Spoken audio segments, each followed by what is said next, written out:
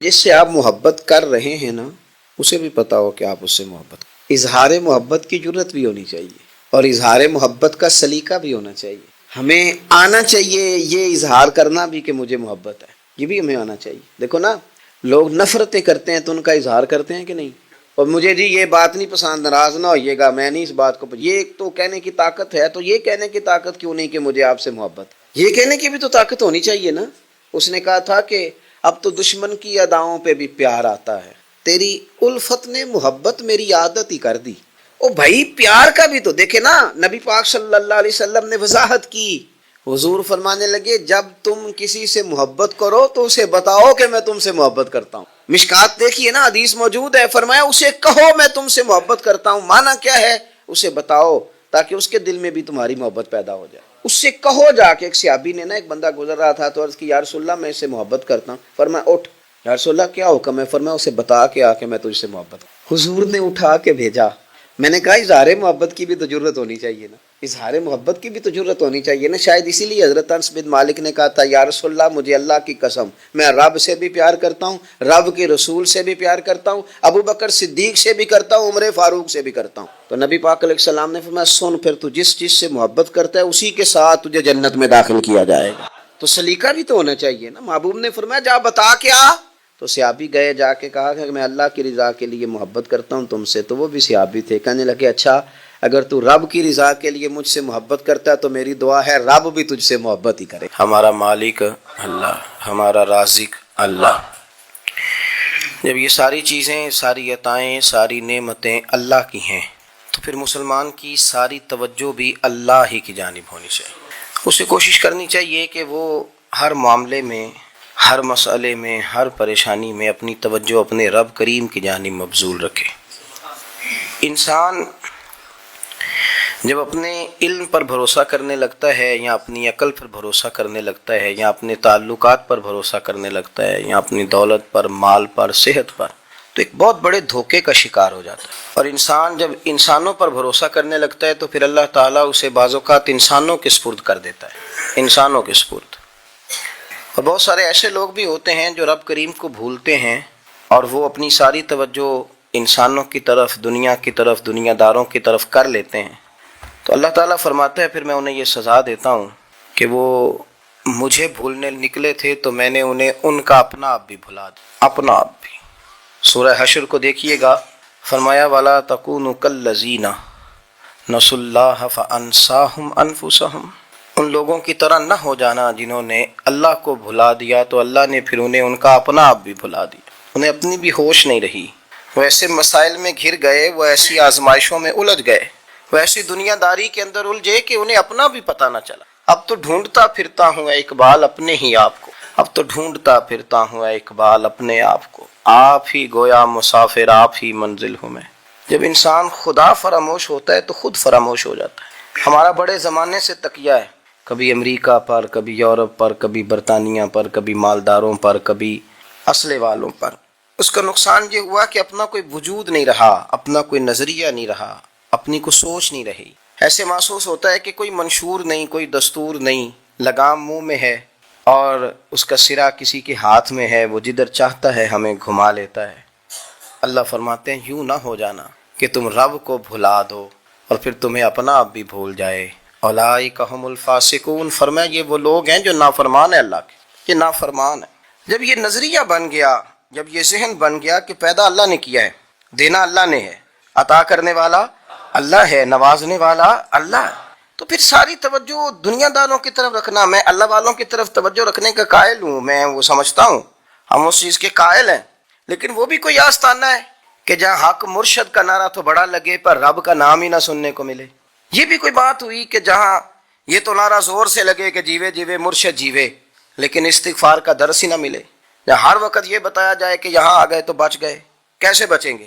میرے رسول پاک علیہ السلام کا دروازہ سب سے بڑا دروازہ ہے، حضور کا دروازہ سب سے بڑا دروازہ ہے، لیکن میرے دوستو یاد رکھنا نبی پاک علیہ السلام نے بھی لوگوں کو جب رستہ دکھایا ہے تو رب کریم کا رستہ دکھایا ہے، اللہ کا رستہ دکھایا، اللہ کریم کا رستہ دکھایا، لوگوں کو رب کی طرف توجہ کرائی۔ میرے رسول کریم سید عالم صلی اللہ تعالی علیہ وسلم نے لوگوں کی اللہ کی جانب توجہ کرائی اور لوگوں سے یہ کہا کہ وہ اپنے رب کریم کی جانب اپنا ذہن رکھیں، اپنی توجہ اپنے اللہ کی جانب مبذول کریں۔ میری بات کو اچھے طریقے سے سمجھیے گا، علم اللہ تبارک و تعالیٰ عطا کرتا ہے تو اسے اللہ کی عطا ہی سمجھنا چاہیے۔ کچھ لوگوں کے پاس علم ہوتا ہے پر علم نافع نہیں ہوتا، وہ ٹامک ٹونیاں مارتے رہتے ہیں ساری زندگی۔ علم کو اللہ کی عطا سمجھیں، اپنی عقل پر اپنے شعور پر زیادہ بھروسہ نہ سمجھیں، نظر اللہ پہ رکھیں۔ حضرت مولا علی شیر خدا کرم اللہ تعالی وجہہ الکریم سے کسی نے پوچھا تھا بڑا عالم کون ہوتا ہے؟ ہمارے ہاں تو اب وہ والے عالم پائے جاتے ہیں نا، اللہ ماشاءاللہ، جو ممبر پہ بیٹھتے ہیں تو دعوے ہی دعوے، ممبر پہ بیٹھتے ہیں تو دعوے ہی دعوے، اس طرح کے عالم ہمارے ہاں پائے جاتے ہیں۔ وہ ہر بات میں دعویٰ کرتے ہیں، میں یہ کر دوں گا، میں وہ کر دوں گا۔ یہ مزاج علماء کا نہیں۔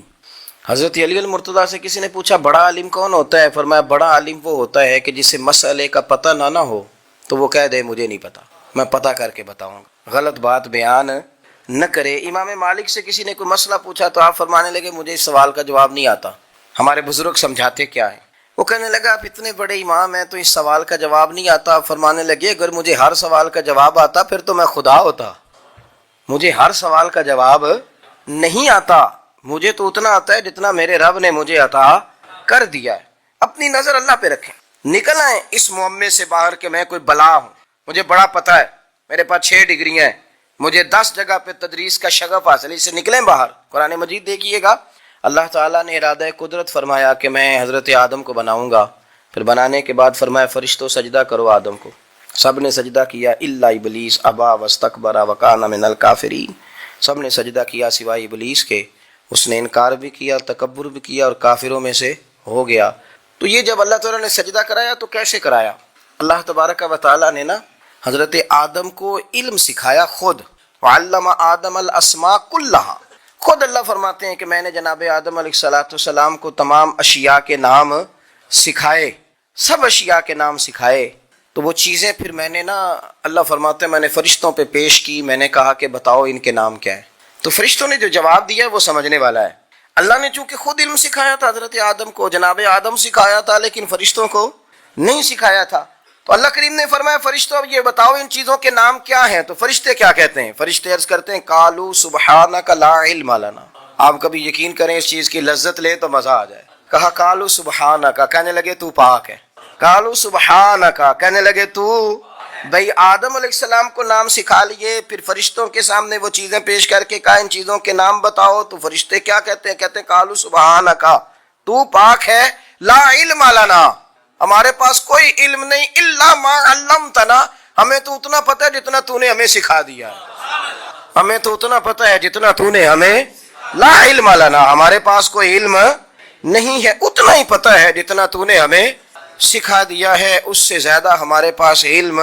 اور یہ کیوں تو نے ہمیں جتنا سکھایا اتنا پتہ ہے؟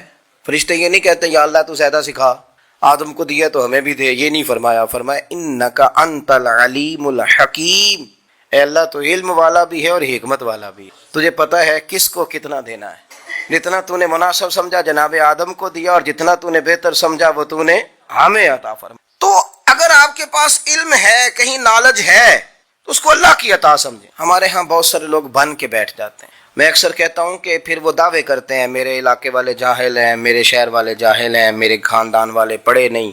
یہ آپ کا دعویٰ ہے، یہ آپ کو خراب کر دے گا۔ ہم نے بہت سارے ایسے لوگ دیکھے جو بہت بڑے عالم تھے، لیکن اللہ جب لینے پہ آیا تو عقل ہی لے گیا، شعور ہی چلا گیا، حافظے ختم ہو گئے۔ آپ دیکھتے ہیں بڑھاپے میں کچھ لوگ ایسے ہوتے ہیں کہ جن کو یہ بھی یاد نہیں رہتا کہ میرا نام کیا ہے، میں کہاں ہوں، مجھے کدھر جانا ہے۔ تو اس وقت سے اللہ کی پناہ مانگیں اور اپنی نظر اپنے رب کریم کی جانب رکھیں، اللہ کی جانب اپنی نظر کو مبذول رکھیں۔ دوسری بات، علم کے بعد ایک چیز آتی ہے جس کا نام ہے ہدایت، جس کا نام ہے تقویٰ، جس کا نام ہے پرہیزگاری، جس کا نام ہے عمل، عبادت، ریاضت۔ یہ بھی اسی وقت ہی نصیب ہوتی ہے جب میرا رب کریم نصیب فرما دیتا ہے۔ ہم نے نا نیکی کا اپنا اپنا سٹیٹس بنا لیا ہے، اپنا اپنا معیار بنا لیا ہے۔ کچھ لوگ کہتے ہیں کہ جناب مسجد میں سیمٹ کا توڑا دینے سے بہتر ہے کسی غریب کو آٹے کا تھیلا دے دو۔ اب اس نے اپنا مزاج بنا لیا نا نیکی کا، اس نے اپنا سٹیٹس بنا لیا۔ میرا یہ سوال ہے کہ نبی پاک صلی اللہ تعالیٰ علیہ وسلم جب مدینہ شریف آئے تھے تو حضور نے سب سے پہلے غریبوں میں آٹا تقسیم کیا تھا کہ سب سے پہلے مسجد بنائی تھی؟ کیا عجیب لوگوں کا رنگ ہے، اپنی مرضی کی ہدایت، اپنی مرضی کا تقویٰ، اپنی مرضی کا معیار، مسجد کوئی بڑا چھوٹا خطیب بھی میری طرح کا ہو نا، تو وہ مسجد میں بیٹھ کے جب نبی پاک کی بات کرتا ہے تو کہتا ہے میرے رسول پاک غریبوں کا سہارا بن گیا. وہ غریبوں کی بات کرتا ہے، مسکینوں کی، لاچاروں کی، کمزوروں کی بات. تو مسجد ہی تو وہ ادارہ ہے جہاں سے غریبوں کی بات ہو رہی. تو اب لوگوں نے غریب کو اور مسجد کو لڑانا شروع کر دیا. اس کو لڑاؤ کہ مسجد میں پیسے دینے سے بہتر ہے آپ غریب کو آٹے کا تھیلا دے دیں. آپ یہ کیوں نہیں کہتے کہ مسجد میں بھی آپ تھوڑا دیں ایک سی مٹکا اور ساتھ غریب کو بھی خدمت کریں؟ یہ کیوں نہیں تقویٰ؟ اپنی اپنی مرضی کا مزاج، اپنی اپنی. کچھ لوگ کہتے ہیں چھوڑو جی، ساری زندگی انسان نماز پڑھتا رہے اور پھر گالیاں بھی دیتا رہے، بندہ داڑھی بھی رکھ لے اور جھوٹ بولنا بھی نہ چھوڑے. تو یہ آپ نے اپنے پاس سے تقوی کا معیار بنایا. گالی دینے کا گناہ ہے اور داڑھی رکھنے کا ثواب ہے. تو اگر آپ داڑھی رکھے ہوئے ہیں اور آپ کوئی غلطی کر رہے ہیں تو اس سے آپ کی داڑھی کا ثواب ختم. اللہ کرے آپ کو سمجھ آئے میری بات. آپ کوئی غلطی کر رہے ہیں، داڑھی کا ثواب اس سے ختم. وہ اپنی جگہ پہ قائم ہے چیز. اپنی مرضی کا کیوں تقوی کا معیار بناتے ہیں؟ تقوی کا مزاج اپنی مرضی کا نہ بناؤ. اللہ کی بارگاہ سے دعا مانگو کہ یا اللہ ہمیں ہدایت کا نور عطا فرما. اللہ تو ہمیں رستہ دکھا، تو بتا کہ ہدایت کیا ہے. ترا فرماتا ہے اللہ ولی الذین آمنوا، اللہ مومنوں کا مددگار ہے. یخرجہم من الظلمات الی النور، وہ انہیں اندھیروں سے نکالتا ہے اور نور کی طرف روشنی عطا فرماتا ہے.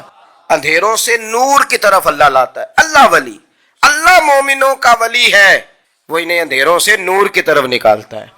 ہدایت ہمیشہ اللہ کی طرف سے سمجھے.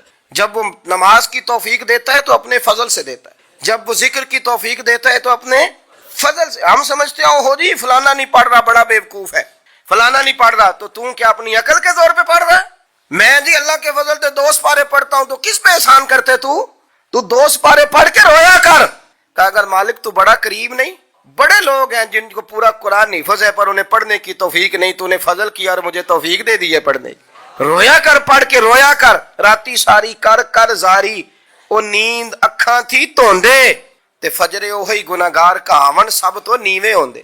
مہربانی کریں، ڈریں، نیکی کریں تو پھر ڈریں، پھر احساس پیدا کریں، پھر اپنے اندر وہ کمزوری لائیں کہ توبہ توبہ مجھے تو پتہ ہی نہیں، تو جانتا ہی نہیں. حضرت سیدنا امام اعظم ابو حنیفہ رحمۃ اللہ تعالی علیہ کے ساتھ ایک شخص کہتا میں نے نماز پڑھی تو عشاء کی نماز تھی. یہ جو لوگ بڑے ہوتے ہیں نا، جن کے پیار کرنے والے بڑے ہوتے ہیں، ان کے گرد خوف بھی بڑا ہی ہوتا ہے، انہیں بڑا ڈر لگتا ہے، بڑی بعض اوقات آزمائش ہوتی ہے ان کی. عشاء کی نماز کہتے پڑھی تو امام صاحب نے نا عشاء کی نماز میں تلاوت کی آیتیں فَمَن يَعْمَلْ مِثْقَالَ ذَرَّةٍ خَيْرًا يَرَهُ وَمَن يَعْمَلْ مِثْقَالَ ذَرَّةٍ شَرًّا يَرَهُ. فرمایا جو ذرہ برابر خیر کرے گا وہ بھی قیامت میں دیکھے گا، اور جو ذرہ برابر شر کرے گا وہ بھی قیامت میں اس شر کو دیکھے گا، اس کے سامنے آئے گا. تو وہ شخص کہتا ہے کہ سارے لوگ نماز پڑھ کے چلے گئے تو امام صاحب رحمۃ اللہ علیہ نے اپنی داڑھی پکڑی رو رہے ہیں. کہتے ہیں وہ ذرہ برابر نیکی کا بدلہ دینے والے، وہ ذرہ برابر شر پہ سزا دینے والے، میری سفید داڑھی کو دیکھ مالک، میرے ذرے ذرے سامنے نہ لانا. لوگ تو میری بڑی قدر کرتے ہیں دنیا، میں تو بڑا پہچانا جاتا ہوں، لوگ تو میری راہوں میں پھول لیے کھڑے ہوتے ہیں، مجھے بڑا نوازتے ہیں. قیامت میں رسوا نہ کر دینا، میرے لیے مشکل ہو جائے گی. وہ کہتے ہیں میں نے امام صاحب کا درد دیکھا، مجھے کوئی کام تھا تو میں چلا گیا. میں نے کہا کہ وہ اس وقت اللہ کے حضور حاضر ہیں تو میں دوبارہ آؤں گا.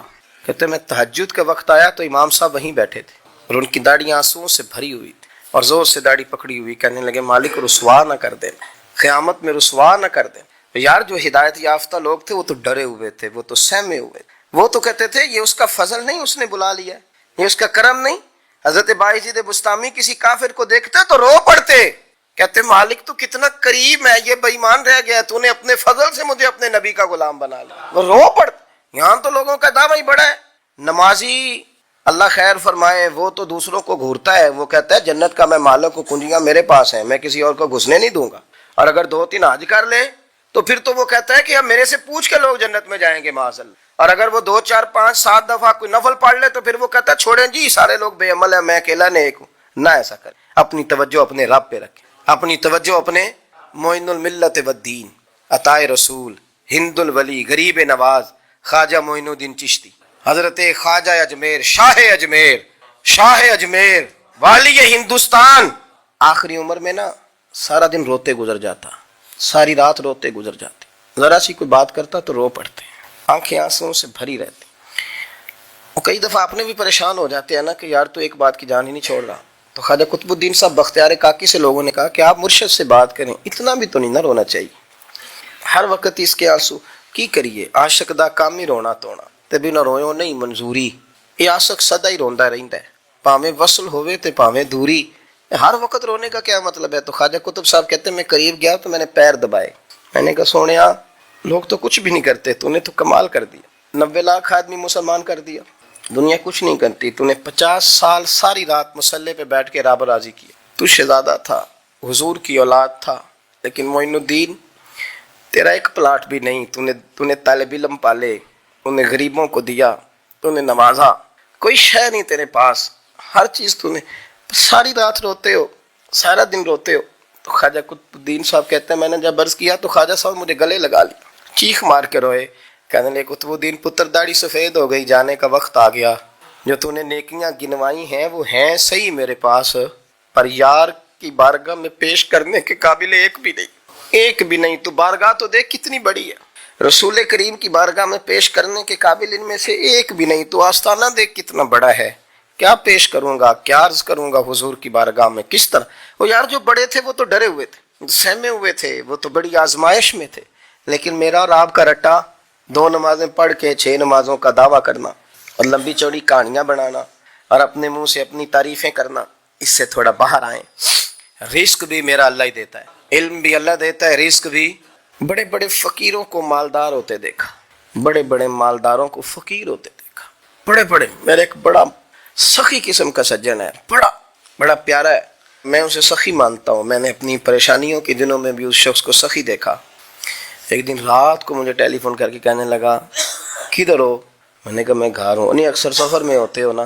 میں نے کہا طبیعت کیسی ہے؟ ٹھیک ہے, بس حال چال پوچھنا تھا. میں نے سمجھائی, میں نے کہا یار یہ کوئی مسئلہ ہے, ورنہ رات کے 2 بجے کوئی حال پوچھنے کو فون تو نہیں نہ کرتا, کوئی مطلب ایسا تو مسئلہ نہیں نا.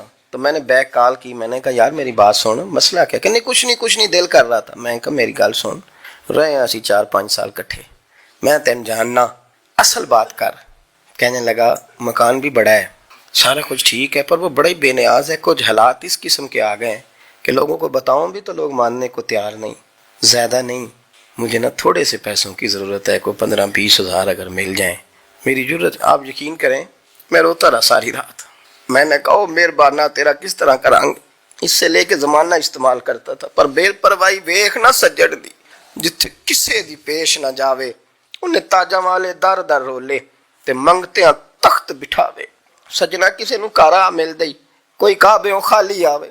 واللہ خیر الرازقین, وقت تو دائیں بائیں نہ جا, رزق تو تجھے میں دوں گا, میں ہوں بہتر رزق دینے والا. بڑے بڑے بادشاہ, بڑے بڑے شہنشاہ, بڑے بڑے لوگ, ہاتھوں میں کاسے, فقیریاں. ام ربیعہ کہا کرتی تھیں, بڑی نیک اور صالح خاتون تھیں. وہ کہتی ہیں کہ میں نا بڑے امیر آدمی کی بیوی تھی, اپنے شوہر کے ساتھ چھت پہ بیٹھی تھی تو نیچے فقیر مانگنے والا آیا. اس نے بڑے درد سے صدا کی تو میں نے اپنے شوہر سے کہا کچھ دینے کا, دفع کر, ان لوگوں نے دھندا بنایا ہوا ہے.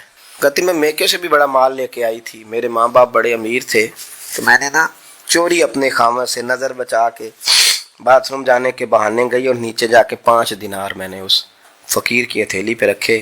کہتے اس نے 5 دینار دیکھے, پھر میری طرف دیکھا تو میں نے اس کی آنکھوں میں آنسو چمکتے دیکھے. کہنے لگے بی بی رب تیرا بھلا کرے, میں 3 دنوں کا بھوکا ہوں. کہ وہ چلا گیا, میں گھر آ گئی. جب باہر آئی تو میرا شوہر کہنے لگا تو اتنی اب اتنی تو تیز ہو گئی ہے اور تو اتنی خود مختار ہو گیا, میرے بغیر پوچھے مال خرچ کرے گی, جا تجھے 3 طلاقیں. کہتی میں بالدار اور وزادار باپ کی بیٹی تھی, طلاق لے کے گھر آئی تو میرا باپ ٹوٹ گیا, چارپائی پہ چلا گیا. اوہو یہ کیا بن گیا. کہتی بڑی تکلیف رہی. 1-2 سال کے بعد میرے ابا نے میری شادی کر دی. اب جس شوہر کے پاس گئی وہ بڑا نیک تھا, پرہیزگار تھا, اللہ نے بہترین صلہ دیا.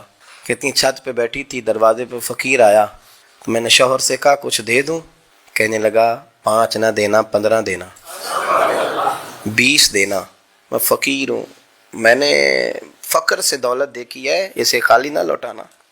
کہتی ہے کہ میں نیچے گئی اور جب میں نے اس کی طرف دینار بڑھائے تو میری چیخ نکلی, پیسے پھینک کے میں بے ہوش ہو کے گری. میرا شوہر نے آ کے اٹھایا, اندر لے گیا, پانی منہ پہ چھڑکا. کہنے لگا تجھے کیا ہوا؟ کہنے لگی یہ جو مانگنے آیا یہ میرا پہلا شوہر تھا, وہی تھا جو کہتا تھا کہ تو 5 دینار دے آئیے, جا تجھے 3 طلاقیں. پڑھو نا حدیث پاک. میرے نبی پاک علیہ السلام نے فرمایا ایک بندہ گنجا تھا. گنجا کوئی ترتیب آگے پیچھے ہو جائے تو مفہوم کے لحاظ سے, لیکن میں مفہوم اس کا واضح کرتا ہوں. ایک گنجا تھا, کوئی شے نہیں تھی, سر پہ بال بھی نہیں تھے, رویا کرتا. اللہ تعالیٰ نے فرشتے کو بھیجا، تجھے کیا چاہیے؟ تو کہنے لگا بال آ جائیں اور تھوڑا مال آ جائے۔ فرشتے نے ہاتھ پھیرا تو بال بھی آ گئے، تو بکریاں بھی آ گئیں، لائنیں لگ گئیں، مال ہی مال ہو گئے۔ دوسرے کے پاس گیا، وہ کوڑا تھا، اس کو جا کے کہا کیا چاہیے؟ کہنے لگا شفا ہو جائے اور کچھ اللہ تعالیٰ آسانی کر دے۔ شفا بھی ہو گئی، گائیں بھی دے دی، بھینسیں بھی دے دی، مال ہی مال ہو گئے۔ پھر ایک کے پاس گیا، وہ اندھا تھا، تجھے کیا چاہیے؟ اس نے کہا آنکھیں مل جائیں اور کچھ ساتھ اللہ مال دے دے۔ اونٹ ہی اونٹ ہو گئے۔ جب بڑا نواز دیا تو پھر مالک نے امتحان لینے کا ارادہ کیا، یاری تیری سونا ہے پر آزمائشاں بھی تیریاں اگ، آزمائشاں تیریاں، صحیح کہہ رہا ہوں، آزمائشاں تیریاں، یاری تیری سونا ہے پر آزمائشاں تیریاں، اے سونا پرکھیا جامدائی پہلو نال لگاں دے لگ۔ اللہ نے فرمایا آزمائش کرو۔ سب سے پہلے گنجے کے پاس آئے، اسے کہا اللہ کے رستے میں کچھ دیکھنے لگا، میرے خرچے ہی بڑے ہیں، دیکھو تو صحیح کتنی مشکل میں وقت گزارتا ہوں، حال ہی کوئی نہیں۔ تو اس نے کہا میں نے تو سنا ہے تو گنجا اور بھوکا ننگا تھا۔ کہنے لگا میں تو جدی پشتی رئیس اعظم ہوں، تو یہ کس پاگل نے کہا ہے بھاگ جا؟ اس نے کہا اچھا جیسے تو تھا ویسے ہی ہو جائے۔ کھیت کھلیان اجڑ گئے، پھر سے گنجا ہو گیا۔ حضور علیہ السلام فرمانے لگے، پھر وہ اس کے پاس گیا جو کوڑا تھا، اسے کہا کچھ دے، کہنے لگا خرچے ہی بڑے۔ اب پوچھ لیں کسی امیر آدمی سے، کہے گا چکی کے نیچے ہاتھ ہے میرا، میرے سے زیادہ تو اب پریشان بندہ ہی کوئی نہیں، کیا بتاؤں آپ کو، اتنا ٹیکس ہے، اتنا جرمانہ ہے، فلانی شے، بڑا کچھ گنواتے ہیں لوگ۔ اس نے کہا میں نے تو سنا تو پہلے کوڑا تھا۔ اس نے کہا اچھا دوڑ جا، میں تو رئیس اعظم ہوں، دادا بھی پردادا بھی اور ساری نسل ہی۔ اس نے کہا اچھا جیسے تو تھا ویسے ہی ہو جائے۔ پھر وہ گیا اندھے کے پاس اور جا کے کہا اللہ کے نام پہ کچھ دے۔ تو کہنے لگا رب کے نام پہ؟ یہ کھڑے ہیں اونٹ، جتنے تیرے دل کرے لے دا۔ اس نے کہا کیا معنی اس بات کا؟ کہنے لگا یار تجھے کیا بتاؤں، میں تو اندھا تھا، میں نے تو کبھی دنیا دیکھی نہیں تھی، پھر اس کریم نے فضل کیا تو مجھے بڑا کچھ دکھایا، میں کیا بتاؤں، میرا دل کر رہا ہے کہہ دوں کہ پھر اس نے کعبہ دکھایا، پھر اس نے روضہ رسول دکھایا، پھر اس نے ریاض الجنہ کے سجدے دکھائے، پھر اس نے اپنے محبوب کے دروازے کی رونقیں دکھائیں، اس نے بڑا کچھ دیا، اس نے بڑا نوازا۔ میرے پاس تو شاید میں بدکار پرانا خادم، کسے در ملی نہ ٹوئی، اے واصف یار نے نظر جو کی تھی پھر واصف ہی ہوئی۔ یہ تو اس کا کرم ہوا۔ تو یہ وہ کہنے لگا تو اللہ کے نام پہ جان مانگ، میں وہ بھی دینے کو تیار، میرے پاس تو شے ہی کوئی نہیں تھی، مجھے تو اپنا پتہ ہے میں تو کوئی شے نہیں تھا، کچھ نہیں تھا میرے پاس، یہ تو ان کا کرم ہے کہ رخ ان کا ادھر ہے، اور مختصر سی میری کہانی ہے، یہ جو بھی ہے ان کی مہربانی ہے۔ تو وہ کہنے لگا میں بھی کچھ لینے نہیں آیا تھا، تیری آزمائش ہی کرنے آیا تھا، تیری عزتیں بھی سلامت رہیں گی، تیرا مال بھی سلامت رہے گا، تیری شفا بھی۔ اپنی زندگی میں کبھی بھی اللہ کی بارگاہ سے توجہ ادھر ادھر نہ کریں، چھوڑیں لوگ کیا کر رہے ہیں، دنیا کیا کہہ رہی، کبھی بھی اپنی توجہ دائیں۔ ہمارا یہ مسئلہ بن گیا کہ ہماری سیاست ہے، ہماری دنیا داری ہے، ہم بندوں کو راضی کرنا چاہتے ہیں، ہم دیکھتے ہیں کون کس طرح، اور آپ یقین کریں آپ تھک جائیں گے، بندے راضی نہیں ہوں گے، وہ نہیں راضی ہوتے، آپ ان کو منا کے لائیں گے تو ادھر والے نکل جائیں گے، ادھر کو منائیں گے تو ادھر والے نکل جائیں گے۔ اس چکر سے باہر آئیں، اس رب کو راضی کریں جو فرماتا ہے ان الذین آمنوا وعملوا الصالحات سیجعل لهم الرحمن ودا۔ فرمایا تو ایمان لانے کے بعد نیک عمل کر، میں لوگوں کے دلوں میں تیری محبت پیدا کر دوں۔ رحمان لوگوں کے دلوں میں محبت ڈال دے گا، اللہ لوگوں کے دلوں میں۔ اپنی نظر ہمیشہ اپنے رب پہ رکھیں، اتنی لمبی چوڑی دنیا داروں سے امیدیں نہ وابستہ کریں۔ میں نے دیکھا ہے لوگ کا سال ایسی کرتے ہیں، کبھی اس کے دروازے پہ کبھی اس کے دروازے پہ، ان چکروں سے باہر آئیں اور اپنے رب کی بارگاہ کی طرف توجہ کریں، استغفار شوق سے پڑھا کریں، اور اکیلے میں نہ، اکیلے میں حضرت رئیس المتکلمین مولانا نقی علی خان صاحب رحمۃ اللہ نے لکھا ہے کہ فرعون 500 سال حکومت کر گیا، یہاں تو 5 سال کی حکومت کی پیر لڑکھڑاتے ہیں، 500 سال۔ فرماتے اصل وجہ یہ تھی کہ دنیا جب سو جاتی تھی نا تو اوپر چادر لے کے تو مسلح پہ بیٹھ جاتا تھا اور ہاتھ باندھ کے کہتا تھا رب تو ہی ہے، میرا پردہ نہ کھولنا، مالک تو ہی ہے، کرم نوازی کرنا، میری پکڑ نہ کرنا۔ وہ بے ایمان ہو کے اگر 500 سال ہاتھ باندھے تو گزارا کر لیتا ہے، تو ایماندار ہے، پر مسئلہ یہ ہے کہ تو رات کو بکل مار کے ہاتھ نہیں نہ باندھتا، تو منت نہیں کرتا، تو استغفار نہیں کرتا، توبہ کریں تو بچے رہیں۔ وہ اتنی لمبی حکومت کر گیا چونکہ رات کو کہتا تھا مالک رب تو ہی ہے، لیکن مہربانی فرما میری پکڑ نہ فرمایا تو اللہ نے تو اس کو مہلت